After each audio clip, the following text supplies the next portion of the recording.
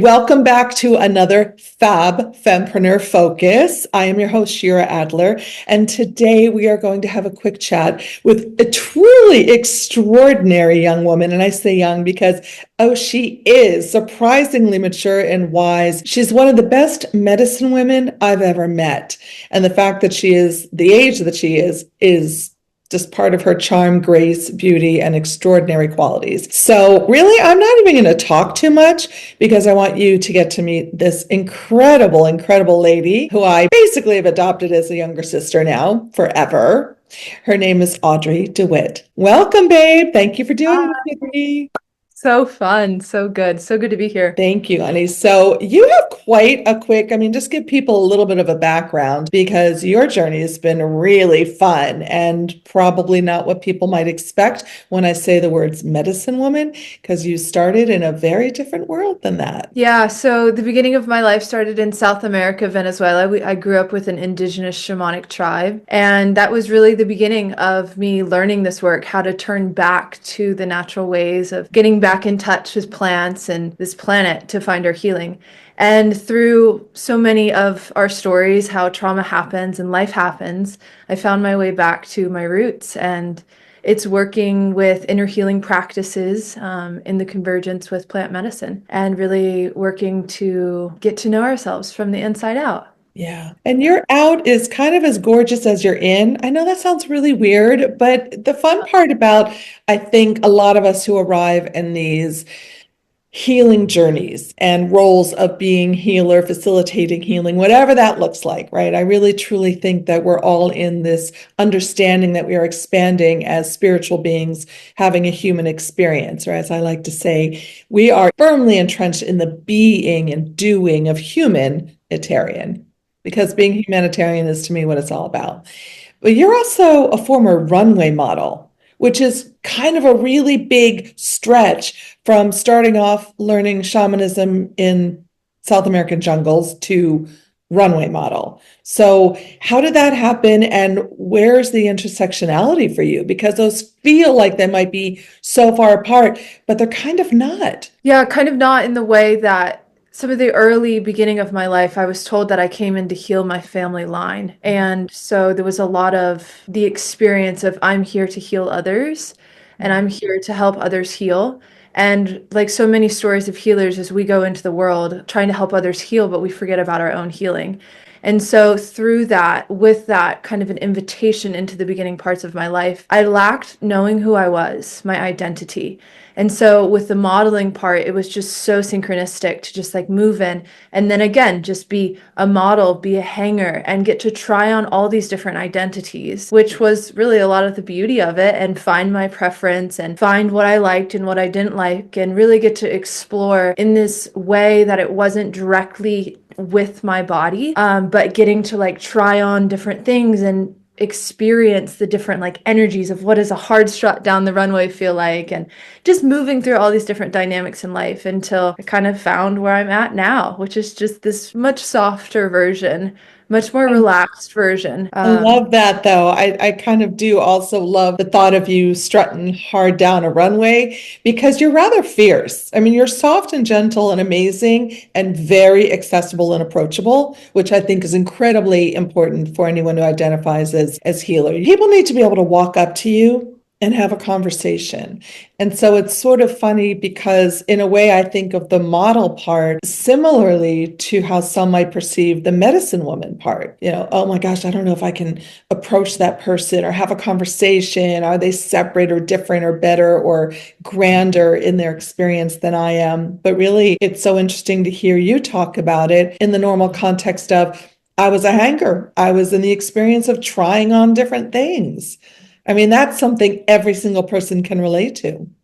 Yeah, I think it's really helped me not get super tangled in the experience of like, oh, this is my identity. And you know how so often in the spiritual space will like our ego like kind of comes in and it will try to like attach to these different things.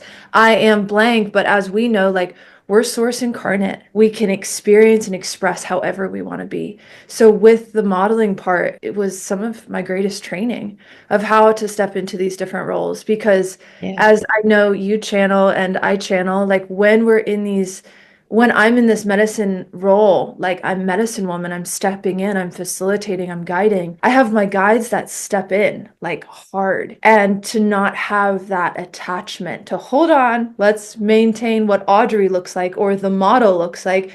Nope, guide just comes in and boom, medicine woman is at this different level. And it's really helped me almost like learn how to turn that up and turn it down so that spirit can really work through me for this work. That's part of self and soul care, though, for any of us, especially as women, honestly, we wear so many different hats, in this 1 hour of the day, in this physical timeline thing that we identify, even though there's really no such thing as linear time.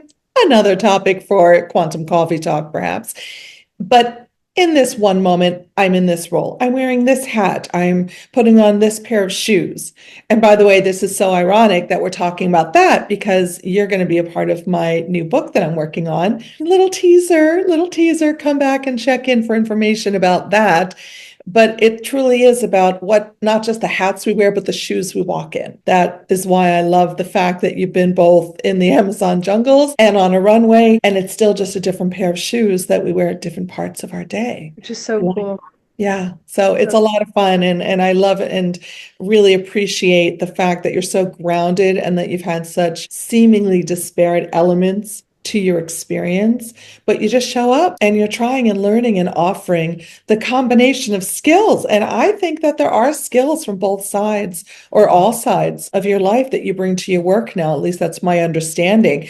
So if somebody wants to work with you, what are the kinds of things that you're really offering? I mean, let's say somebody is new and they have questions and they want a consultation and they want to maybe do an actual journeying experience with a professional who knows what they're doing. So what does that look like and how do you really offer those kinds of services for people? So really my biggest offering is I help people find their joy in their life. Yes, there's empowerment with that, but get back into the joy of life and expand one's consciousness. At times we get so tangled in our beliefs about ourselves and our stories and our lives, and it can resolve quite quickly when we just allow ourselves to take a good look at where we're at on the consciousness level. Like, what am I really putting focus to? So depending on where a client's at, I really try to meet people where they're at. A lot of my story in the beginning was a missionary kid, Christian background, and I've always been taught to walk with people like Jesus did, get down with them. Yeah. So I really try to integrate that into all the parts where it's like, I have a mentorship where we'll sit. I say, let's walk together. I don't want to teach you. I'm saying, let's walk together and let's talk about some of the dynamics in your life where you're feeling stuck. And I will be teaching you kind of how to begin to recognize those patterns and then teaching you tools that you create yourself to alchemize those parts of yourself, to collect the parts, the icky part, to the pain points and transmute it into your power. The same tools that I used. And then I have a microdose protocol for those that with microdosing, we're working with the brain. It's an opportunity of reprogramming the brain. The power of microdosing really helps us kind of turn that inner eye inward and recognize, like it's in the book, The Untethered Soul, but recognize the roommate, recognize the thoughts that are running, where microdosing can kind of help us. Well, it does help us look inward. And it's a subperceptual. If you've heard of microdosing, it's subperceptual. It's not supposed to be like, whoa, I'm tripping through the day. Yeah. No, it's soft in the background invitation to self-reflect. So then there's that opportunity, and that's a walk with me 30-day microdose protocol where I have a booklet and you learn to work with this medicine. And then as well, I have journey spaces. So once a month, I host a journey night where there's a little bit of pre-integration on the front end, how we're going to work with this medicine. We talk about intention, resistance, and really how to work with this medicine, how to be your own alchemist. And then we drop into the space and work with the medicine through the night. It's an overnight, it's a sleepover. And it's a really conscious container held for self-reflection, self-discovery, and healing. So there's right now there's 3.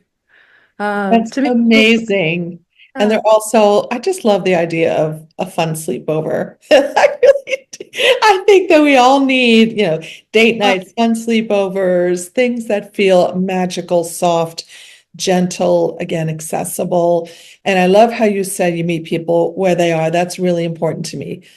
Yeah, really important to me as well. I think that very often for those of us that identify with, I'm trying to be in that fullness of our capacity as spiritual beings in this very often fraught with challenging feeling human experience, this joyful chaos we call life. If you can't make this accessible and meet someone where they are, then what are we really doing? Because then it becomes something where we're creating more separateness as opposed to this unifying force of, I get it, I've been there, I hear you, I understand, I empathize, I offer compassion, I offer kindred spiritness. That's a word, I just made it up, and it is. Meet you where you are. You don't have to have a belief in this, really, or a background or an education. We each bring something different to the table. And I love that this is about the medicine doing what it does. Just like when I used to do past life regression work, that's what it was called. Now I might call it timeline tweaking.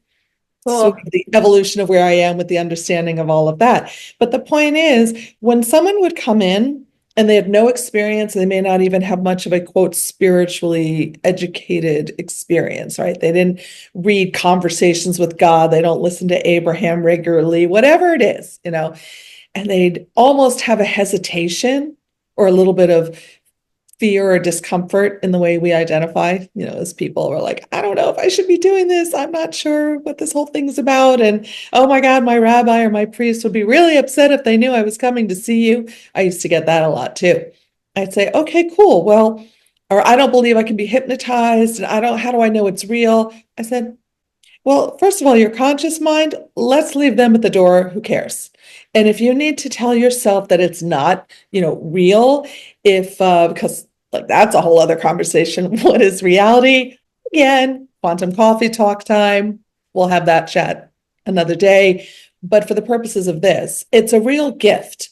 If you can offer like a modality and an experience and comfort and care and compassion in a very simple way. Let the experience itself do what the experience is meant to do. Keep your consciousness a little bit out of it. Just go with the flow. Trust your innate, trust your gut, your solar plexus chakra. If it feels right, if something is saying, "Ooh, this feels like it could be cool," explore it. I used to tell people, if your conscious brain says this isn't real, okay, then it isn't. Then tell yourself you're making up a story. It has nothing to do with the effects of what the experience will be. The experience will be the experience. You'll feel it, you'll know it, you'll trust it, you'll work with it. Tomato, tomato, right? And you do the same thing. There's no Yeah. preconceived way this has to look for any one person. This is not a heavy, crazy, out there thing. We're just two nice gals doing what we do best, and give us a call, have a conversation. So how do people reach you to have that conversation? Yeah. So I like to keep it really simple. There's me and a facilitator I work with, and that's the team right now. So my phone number's all over everything. The first step is we just jump on a Zoom call, and I'm going to meet you where you're at. I'm going to hear what's going on. And as much as I love sales, it's great. You can't really sell medicine work at all. You get yourself really tangled with clients. And so it's an opportunity of just hearing where you're at. And so if this feels of interest to you, reach out. Like, even I've had clients like reach out, we feel into it, we kind of like drip it into the psyche. Your psyche is running with it. Your psyche is like collecting some of the life experiences to have the Yeah. courage to jump in. And sometimes it's like a month later, sometimes it's 3, sometimes it's next year, but it's more about just showing up for you, showing up for you in this space. Something that I wanted to circle back around, Shira, that you shared, which is just so fun, that my partner and I have been working with, is offering like in the journey night. Like, so usually like everyone's journeying. And for those of you who would like to experience it, but let's say, like, I know that for me in the beginning, like I had a lot of trauma in my story and I was really working with that. So the thought to step into a space and really turn that inner eye inward would feel really scary for me. Yeah. And so in that, as I've been developing this, is like, okay, well, how can I meet people where they're at better? Is we're going to be doing something where, like, the opportunity is the same. You're still in the whole environment, but you can take less than the dose in which everyone's working with. All the way down to if you wanted to do like a sub-perceptual, like a half a gram or something like that, and just use the time to journey and just watch. Because as I've been working with this medicine now for the past 5 years, like, it's been so transformational to know I have that accessibility of meeting something bigger than myself and bigger than the coach that I work with, or bigger than my, my therapist, but like really connecting with the grand organized designer. And we can do that through these mushrooms or plant medicine or whatever you choose to work with. But knowing that that's available, we're also doing that.